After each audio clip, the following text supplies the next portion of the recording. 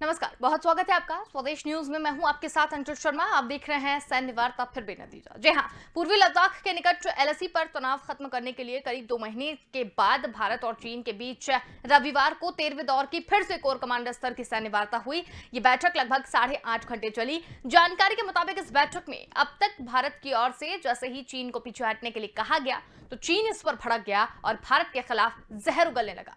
चीन ने कहा कि भारत अनुचित मांग उठा रहा है जिससे कि मुश्किलें आ रही हैं। चीन ने कहा कि आपकी इस तरह की मांग से विवाद और बढ़ जाएगा। वहीं सैन्य सूत्रों के मुताबिक भारतीय पक्ष ने जब विवादित क्षेत्रों के मुद्दों को हल करने के लिए रचनात्मक सुझाव दिए तो चीनी पक्ष इस पर राजी नहीं था और ना ही खुद कोई समाधान देने के लिए था। ऐसे में बैठक ये बेनतीजा साबित हुई। तो ग्राफिक्स के जरिए समझने की कोशिश करते हैं कि क्या है मामला, सैन्य वार्ता फिर से बेनतीजा क्यों हुई है। आपको बता दें कि अभी तक 13वें दौर की वार्ता यहां पर हो चुकी है, यानी 2 महीने में 13 बार जो वार्ता है वो यहां पर हो चुकी है। चीन लगातार बार बार भारत में घुसने की कोशिश यहां पर कर रहा है और इसके साथ ही भारतीय सेना ने आधिकारिक यहां पर बयान यहां पर दिया है। 13वें दौर की जो वार्ता है वो बेनतीजा साबित हुई है। 1.5 साल में 13 दौर की बैठकें हो चुकी हैं। कुछ दिन पहले भी चीन ने फिर से घुसपैठ करने की कोशिश यहां पर की थी और सैन्य वार्ता फिर से बेनतीजा यहां पर साबित हुई है। इसके ऊपर आज हम बातचीत करेंगे। सीमा पर स्थिति जस की तस बनी हुई है और इसी पर हमारे साथ दो मेहमान इसमें जुड़ गए हैं। विंग कमांडर प्रफुल्ल बख्शी जी हमारे साथ में है, इसके साथ ही वरिष्ठ पत्रकार अखिलेश अखिल जी हमारे साथ यहाँ पर हैं। आप दोनों का ही बहुत स्वागत है। तो इसके साथ ही सबसे पहले हम आपसे जानना चाहेंगे विंग कमांडर सर, 13वें दौर की जो वार्ता है वो लगातार यहां पर हुई है और अब वो भी बेनतीजा साबित हुई है। आप क्या कहेंगे इस पर?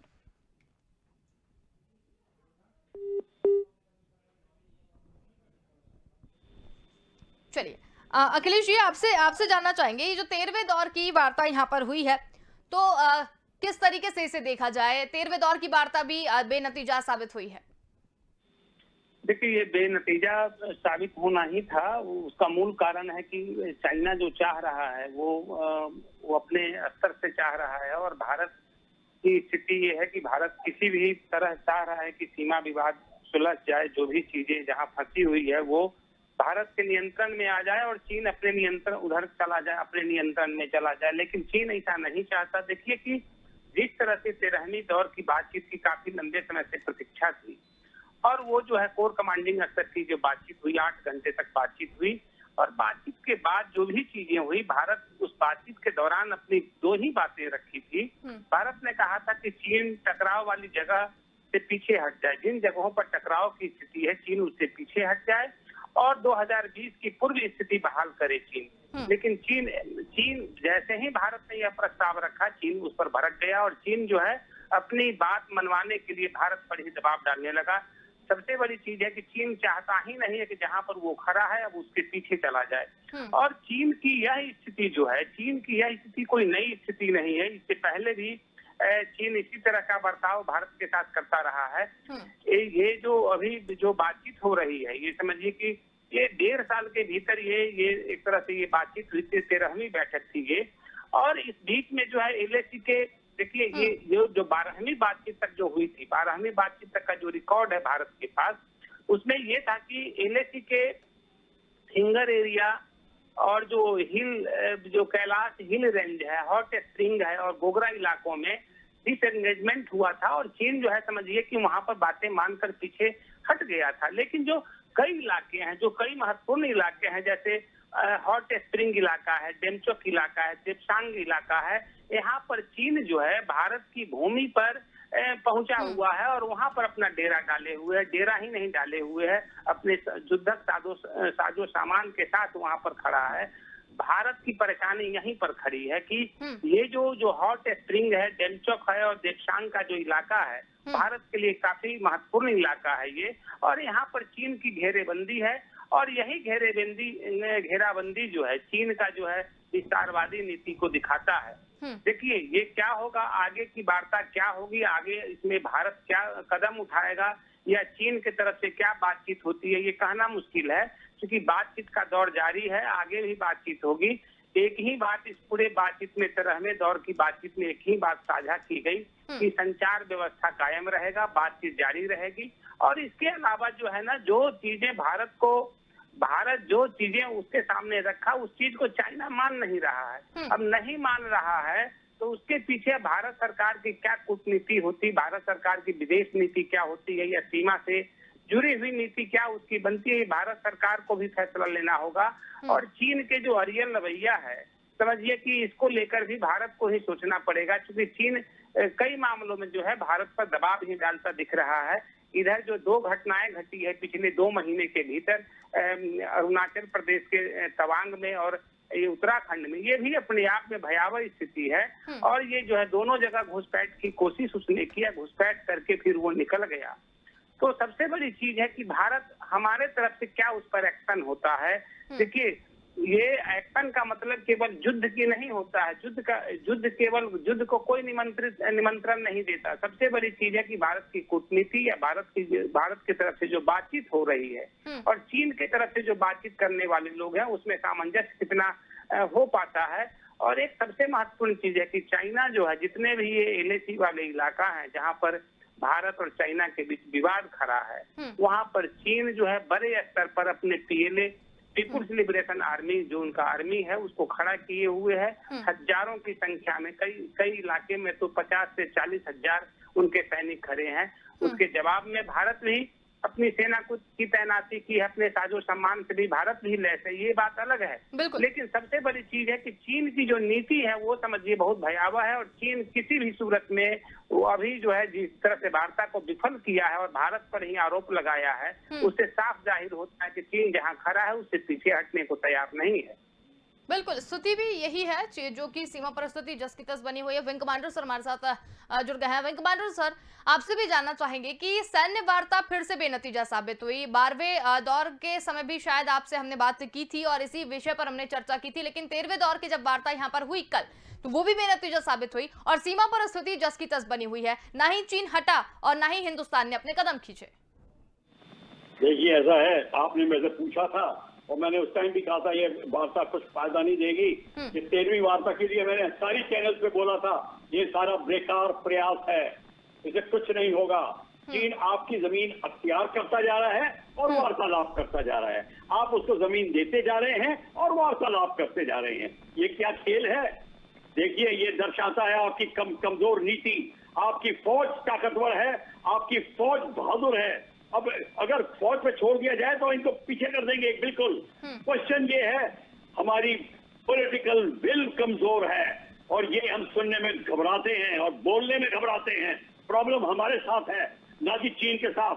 अगर मैं चीन की जगह होऊंगा तो यही रवैया रहेगा मेरा। अरे, अपने देश के हित की बात करना है, चीन अपने देश की हित की बात कर रहा है, आप अपने देश की हित की बात करिए। आपके देश के हित की बात है, आपने आज से 55 साल पहले इनको पीछे खदेड़ दिया होना चाहिए था।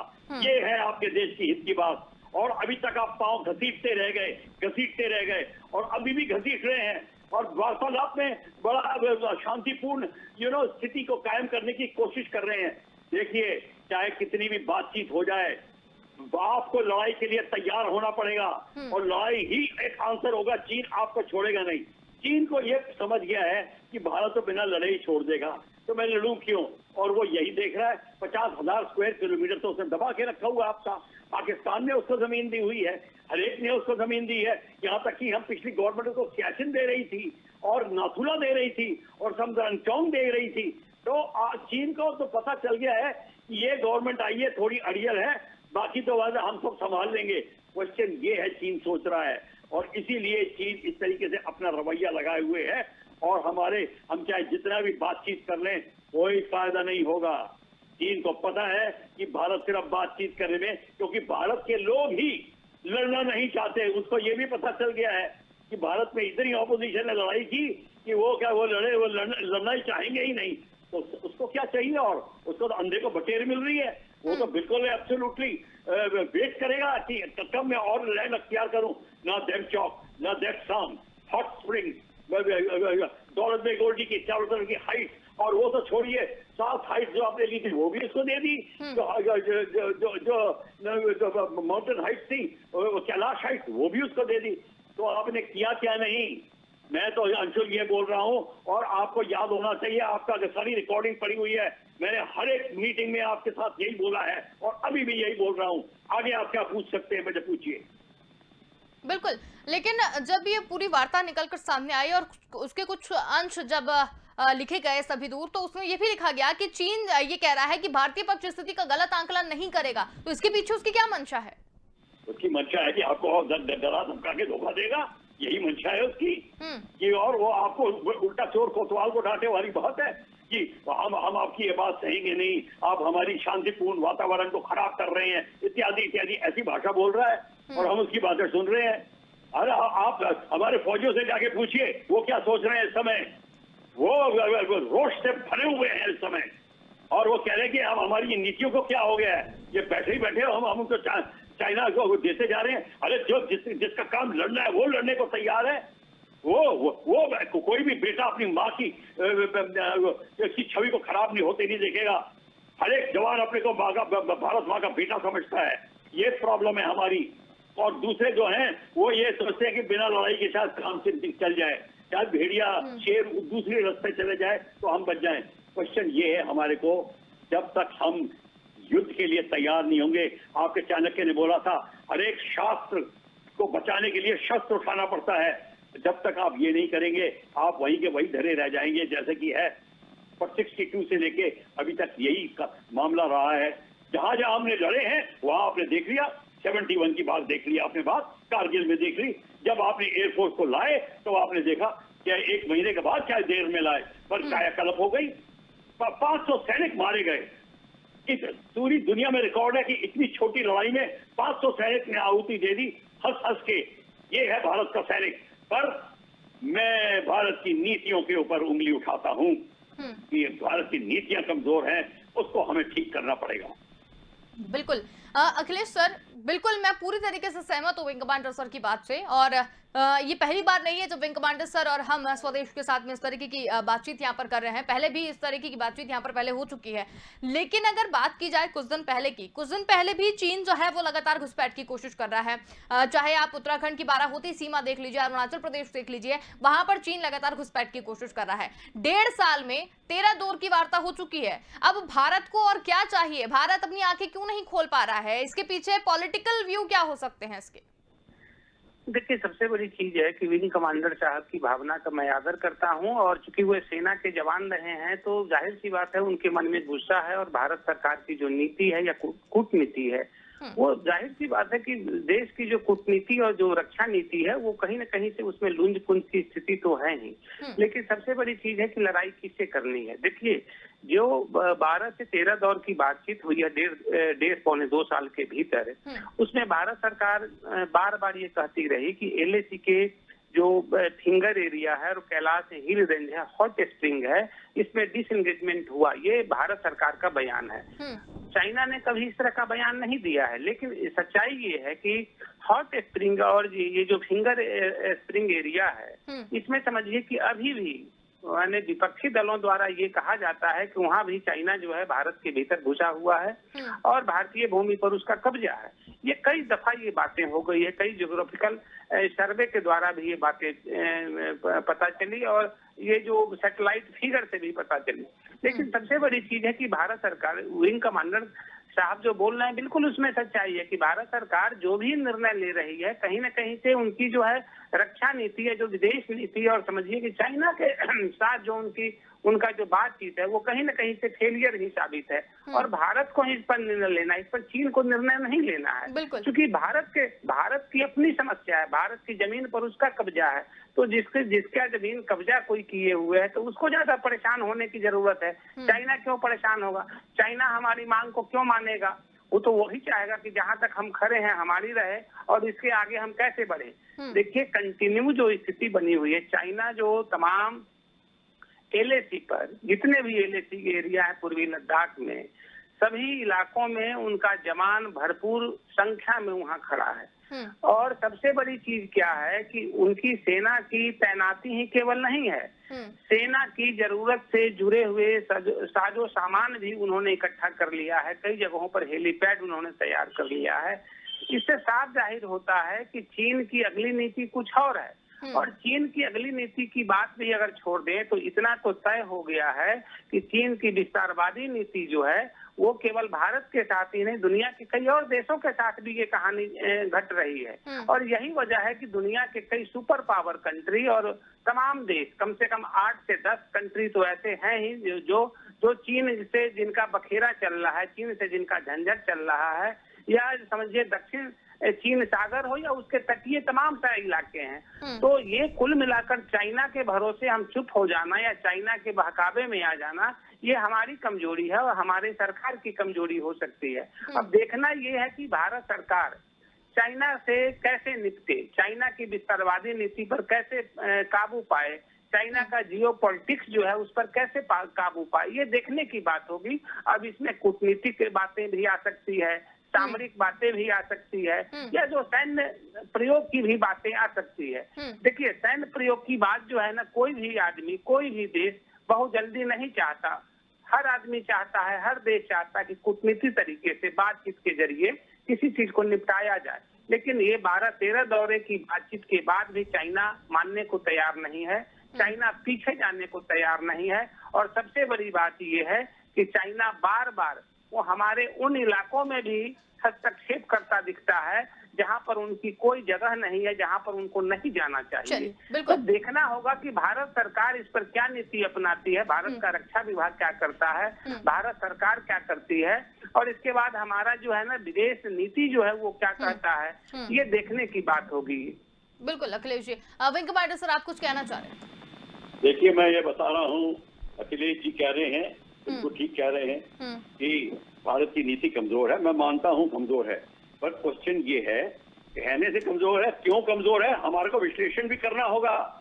हमारा मीडिया का काम ये है कि सिर्फ अनाउंस करना नहीं है, मीडिया का काम है कि उसको विश्लेषण करके बताएं कि हमारी नीतियां कमजोर क्यों है, क्यों हमारे सैन्य, क्यों डिफेंस मिनिस्ट्री में फौजी कमांडर की आवाज सुनी नहीं जा रही, क्यों फौजी कमांडर खड़ा खड़ा देखता रहा। गलवान में एक ITBP सामने खड़ी थी, पीछे फौज थी, क्यों ITBP सामने खड़ी थी, और क्यों चाइनीज घुस रहे थे, क्यों 2.5 ब्रिगेड से 2.5 डिविजन बन गई, 4 गुना।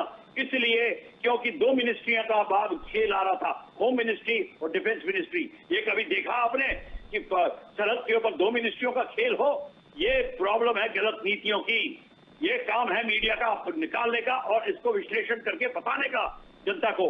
ये सारी प्रॉब्लम है। और दूसरी बात ये है कि हमारे को अब चाइना नहीं, ईस्ट लद्दाख में नहीं, ईस्ट अरुणाचल प्रदेश में और उत्तराखंड में घुसना शुरू कर दिया है। 100 गांव खाली पड़े थे और वहां पलायन हो चुका था, चाइनीज घुस रहे हैं। और चाइनीज अब उनके आगे जाके स्कार्दू में, गिलगित में उनके एयरक्राफ्ट लैंड कर रहे हैं। ये सारा का सारा जो है पूरा भारत को अच्छी तरह घेरा हुआ है। नेपाल और भूटान को तो आपके खिलाफ किया ही हुआ उन्होंने, और क्या पता बांग्लादेश आपके साथ में नहीं है अगर हम सोच रहे हैं, और श्रीलंका ने हब्बन तोता दे दिया है। बांग्लादेश ने उनको पूरा सबमरीन बेस दिया हुआ है, पाकिस्तान ने गदार फोर्ट दिया हुआ है, आप चारों तरफ से घिरे हुए भी हैं। तो और क्या काम, और मैं नीति को क्या बोलूंगा? अगर मेरे को ये तो हमको तो देखना पड़ेगा कि हमारी कूटनीति बना कौन रहा है और कैसे इस्तेमाल हो रही है, इसके ऊपर क्वेश्चन उठते हैं। कैसे हो गया ये सब कुछ? भूटान ने आपको थ्रेट डिक्लेयर किया, नेपाल ने आपको थ्रेट डिक्लेयर किया हुआ एक टाइम। तो क्या अब बताइए, अब नीति को लेके कहाँ जाएंगे? नीति तो एक बड़ा सुंदर शब्द है जो निबंध में इस्तेमाल होता है, फिर उसके आगे क्या? उसको जमीन पे भी तो दिखाया जाए कि नीति क्या होती है। देखिए, ऐसा है, अपने को धूल झोंकने का समय निकल गया है हाथ में, अब है सच्चाई देखने का। सच्चाई तो ये है कि चाइनीज घुसे हुए हैं और चाइनीज आपको चुनौती दे रहे हैं, जिसको कहते हैं रामधरी दिनकर ने यही सबक कहा था, तेरे द्वारों पर खड़ा क्रांत सीमापति तूने की पुकार, पद्धरित इसे करना पीछे पहले ले मेरा सिर उतार।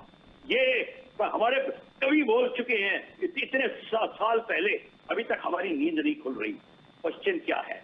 ये प्रॉब्लम ये है कि हमारे को जो हमने डॉक्ट्रिन ठीक से नहीं लिखी, इसलिए ठीक से नहीं लिखी कि ब्यूरोक्रेसी चाहती नहीं है फौज ऊपर उठे, आगे बढ़ के आए, ये नहीं चाहती। इसीलिए डिफेंस मिनिस्ट्री में इतना अंतर है। CDS डायरेक्टली चीफ के साथ में और CDS directly ministry of defence और प्राइम मिनिस्टर को अप्रोच होना चाहिए, बीच में कोई ब्यूरोक्रेट नहीं होना चाहिए। ये होनी चाहिए तरीका, ये हम करते नहीं है। क्यों नहीं करते? अब ये पूछिए आप क्यों नहीं करते, इसके ऊपर विवाद होना चाहिए। चाइना का तो न्यूज में अखबार में सब पढ़ लेते हैं, उससे क्या फर्क पड़ता है, वही दोहरा रहे हैं हम जो सुबह न्यूज में आया टीवी पे। क्वेश्चन ये है, हमारी जो मेन बीमारी है वो ये है, हम अपनी नीति ठीक करना ही नहीं चाहते। अंदर की बीमारी है, अंदर की बात है ये। बिल्कुल, आंतरिक चीजों पर ही अगर बातचीत नहीं करेंगे तो फिर बाहरी मुद्दों को लेकर बवाल बनाने से कोई मतलब नहीं है। बिल्कुल सहमत है इस बात से। अखिलेश जी, क्या कहेंगे आप? नीति को ये सही करना ही नहीं चाहते, इस तरीके की बात भी निकलकर सामने आ रही है। और जिस तरीके की डॉक्टरेट की बात की, डॉक्टरेट यहाँ पर नहीं लिखी गई है प्रॉपर तरीके से, और इस पर पहले भी बातचीत यहाँ पर हो चुकी है, वो अभी तक है ही नहीं हमारे पास में। तो इसके ऊपर क्यों अभी तक सरकार काम नहीं कर पा रही है? देखिए, सरकार को बिल्कुल काम करनी चाहिए। और ये जो है विंग कमांडर साहब बार बार जो है जो बात बोल रहे हैं, वो मीडिया के बारे में भी कई तरह की बातें कर रहे हैं। उसका कहना चाहिए, क्योंकि उनके मन में देशभक्त आदमी कोई भी जो होता है ना, उसके मन में आक्रोश होता है। सबसे बड़ी चीज है कि मीडिया की जहां तक भूमिका है, मीडिया जो है उन इलाकों तक उसकी पहुंच नहीं है, ये तो उनको भी पता है।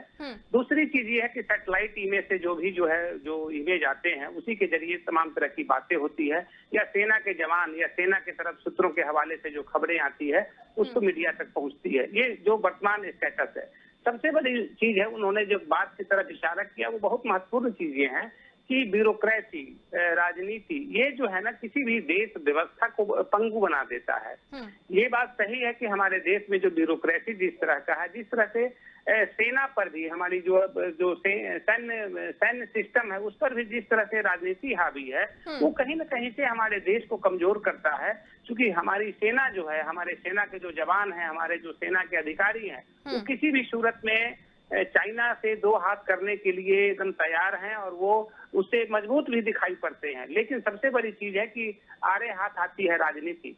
ये पॉलिटिशियन जो होते हैं, कोई भी पार्टी के पॉलिटिशियन हो, सरकार चाहे जिसकी भी हो, कांग्रेस के हो, बीजेपी की हो, या जिस पार्टी की सरकार रही हो, वो अपने फायदे के लिए ही हमेशा कोई न कोई काम करती रही है। अपने फायदे के अनुसार जो है एक पड़ोसी देशों के साथ संबंध सरोकार को बढ़ावा देती है, उसको कमजोर करती है। ये तमाम चीजें ये होती है। और अभी जो मौजूदा वक्त में जो चाइना के साथ जो स्थिति है, उसमें मूल कारण क्या है कि हमारा जो राजनीति तंत्र है, उसका समझिए कि पूरा का पूरा समझिए कि सेना पर भी एक तरह से नियंत्रण है, और सैन्य अधिकारियों पर भी नियंत्रण है, और उन्हीं के इशारों पर ही तमाम चीजें हो रही है। तो इससे ज्यादा ये अभी कुछ कहना जो ठीक नहीं है। लेकिन एक बात तय है कि अगर भारत सरकार चाहे तो, चूंकि हमारी समस्या है, हमारी जमीन पर चीन का कब्जा है, तो इसके लिए हमको ही प्रयास करना होगा। और इसके लिए एक प्रयास, दो ही तरह के प्रयास हैं, या तो कूटनीतिक बातें हों, नहीं तो सैन्य जो सिस्टम है उसके तहत हम बातचीत करें, या अपना हम युद्ध की तैयारी करें, या हम भी अपनी सेना को आगे रखें। ये दो चीजें हैं। अब दो चीजों में से क्या है कि भारत सरकार की मौजूदा स्थिति जो है, चारों तरफ से जिस समस्याओं से घिरी हुई है, देखिए देश का जो आंतरिक स्थिति है किसी से छिपा हुआ नहीं है। लेकिन सबसे बड़ी चीज है कि यह जो एक्सटर्नल जो खेल है, जो सीमाई खेल है, सीमा अगर हमारा नियंत्रित नहीं है, अगर हमारे सीमा के जवान अगर सरकार के नियमों और नीतियों की वजह से अगर मायूस हैं, तो उसको देखना पड़ेगा। क्योंकि हमारी सेना जो है चाइना को सबक सिखाने के लिए काबिल है, और वो किसी भी सूरत में चाइना को सबक सिखा सकती है हमारी सेना। लेकिन भारत सरकार अगर ऐसा नहीं चाहती है, भारत सरकार की विदेश नीति और रक्षा नीति इस तरह की गवाही नहीं देती है, तब तो वही स्थिति होगी जो हमेशा से होता रहा है।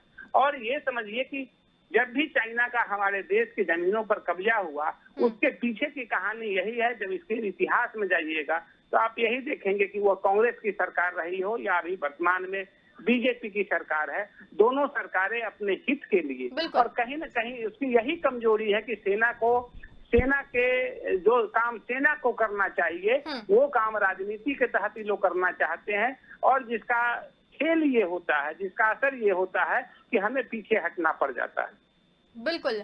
विंग कमांडर सर, समय की कमी है, एक अंतिम टिप्पणी आपसे जानना चाहेंगे इस पूरे मुद्दे को लेकर।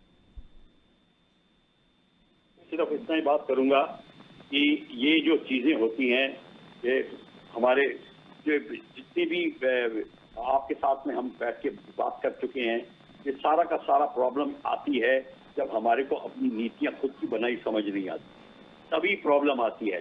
ये अंग्रेजों की बनाई नीति थी, और हमने उसके ऊपर कुछ विचार नहीं किया, यहाँ तक कि उसको चेंज नहीं किया। सारी लड़ाइयाँ हमने बिना नीतियों के लड़ी हैं। 1948 से लेके 71 तक, कारगिल तक की जो लड़ाई हुई है वो विदाउट डॉक्ट्रिन हुई है। तभी आपको 62 में आपको एयरफोर्स का लगाएं ना लगाएं का प्रॉब्लम थी।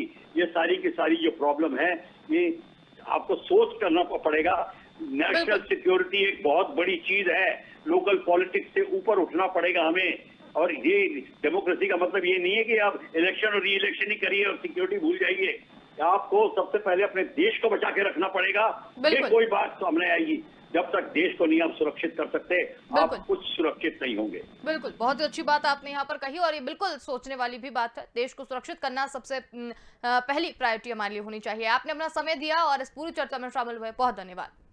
तो यहाँ पर हम बात करते पूर्वी लद्दाख के निकट एलएसी पर तनाव खत्म करने के लिए करीब 2 महीने के बाद भारत और चीन के बीच रविवार को 13वें दौर की कोर कमांडर स्तर की सैन्य वार्ता हुई और ये बैठक लगभग 8.5 घंटे चली। और जानकारी के मुताबिक इस बैठक में जब भारत की ओर से जैसे ही चीन को पीछे हटने के लिए कहा गया तो चीन इस पर भड़क गया और भारत के खिलाफ जहर उगलने लगा और सैन्य वार्ता जो है 13वें दौर की भी बेनतीजा साबित हुई। अब पूरी चर्चा में निकलकर यही सामने आया है कि अब भारत को अपना रुख कड़ा कर लेना चाहिए, भारत को अब एक्शन मोड में आ जाना चाहिए। फिलहाल के लिए इतना ही। देखते रहिए स्वदेश न्यूज। नमस्कार।